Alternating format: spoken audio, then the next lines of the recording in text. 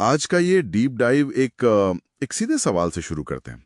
सत्यार्थ प्रकाश क्यों पढ़ें? हाँ बिल्कुल। हमारे पास जो स्रोत है वो महर्षि दयानंद सरस्वती की इस काफी चर्चित रचना के महत्व और असर पर जोर देते हैं। हाँ बिल्कुल। तो इन दस्तावेजों के मुताबिक ये सिर्फ एक किताब नहीं है, बल्कि एक ऐसी शक्ति है जिसने लाखों जिंदगियां बदल दी। तो चलिए देखते हैं इन स्रोतों में क्या खास बातें बताई गई हैं। हाँ देखिए, ये स्रोत इसे सत्य और असत्य, यहाँ तक कि पाप और पुण्य का फैसला करने वाला ग्रंथ मानते हैं।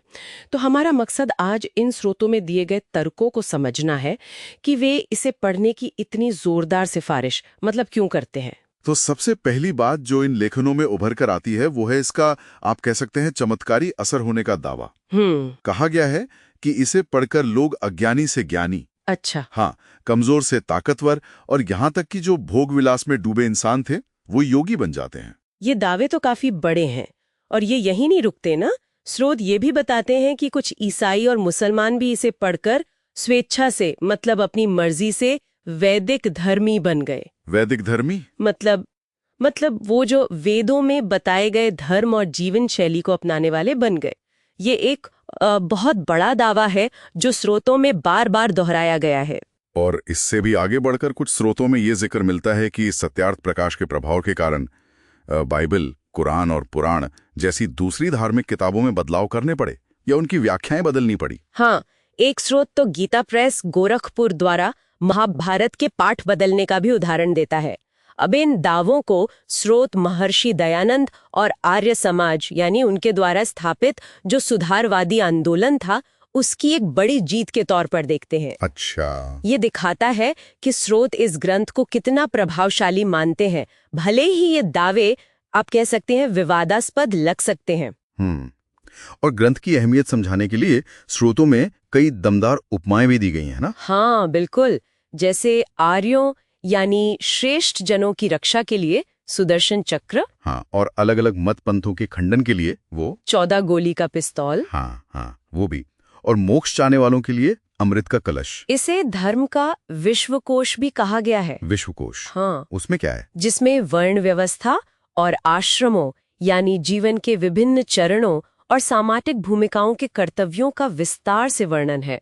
तो ये उपमाएं बताती हैं कि स्रोत इसे सिर्फ एक किताब नहीं बल्कि एक पूरी जीवन संहिता की तरह देखते हैं। अच्छा, इन दावों के अलावा स्रोत इस ग्रंथ के लिखे जाने के मकसद पर भी रोशनी डालते हैं। जानकारी के मुताबिक महर्षि दयानंद का जो नारा था, वेदों की ओर लौटो, हाँ, वो समाज, धर्म और राजनीति में फैली जो असमानताएं थीं और आपसी विरोध, उसे खत्म करने की एक कोशिश थी। हाँ, और देखिए स्रोत इसे आजादी के बाद भारत की समस्याओं से भी जोड़ते हैं।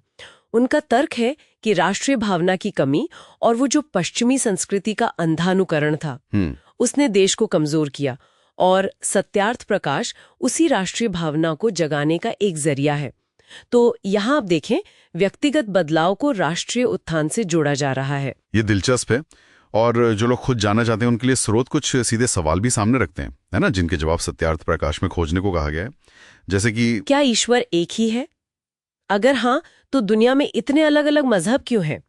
क्या वेद दुनिया का सबसे पुराना ईश्वरीय ज्ञान है? क्या सभी इंसानों का मतलब मूल धर्म एक ही है? और कुछ तुलनात्मक सवाल भी हैं। स्रोत पूछते हैं, क्या कुरान और बाइबल इंसानों द्वारा रची गई अवैज्ञानिक और वेदों के खिलाफ हैं? क्या भागवत जैसे पुराण व्यास मुनि ने लिखे हो सकते हैं? देखिए, ये स्रोत के अपने सवाल और दावे हैं। हाँ, ये वो पाठक के सामने रख रहे हैं। बिल्कुल। और फिर राष्ट्रीय एकता से जुड़े सवाल भी हैं।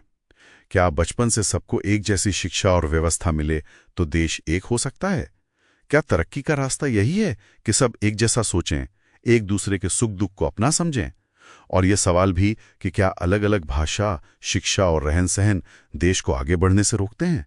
हाँ, ये सारे सवाल श्रोतक उठाते हैं। तो इन सभी बातों को अगर हम मिलाकर देखें तो इन स्रोतों के अनुसार सत्यार्थ प्रकाश पढ़ने का आग्रह इसलिए है क्योंकि वे इसे व्यक्तिगत जीवन बदलने वाला, वैदिक ज्ञान देने वाला, अन्य मतों की आलोचना करने वाला, हाँ, और सबसे बढ़कर राष्ट्रीय एकता बनाने वाला एक बुनियादी ग्रंथ मानते हैं। बिल्कुल। इन स्रोतों के नजरिए से देखें तो ये ग्रंथ जीवन के लगभग हर पहलू पर, समाज, धर्म, राजनीति पर एक आप कह सकते हैं निर्णायक राय देता है।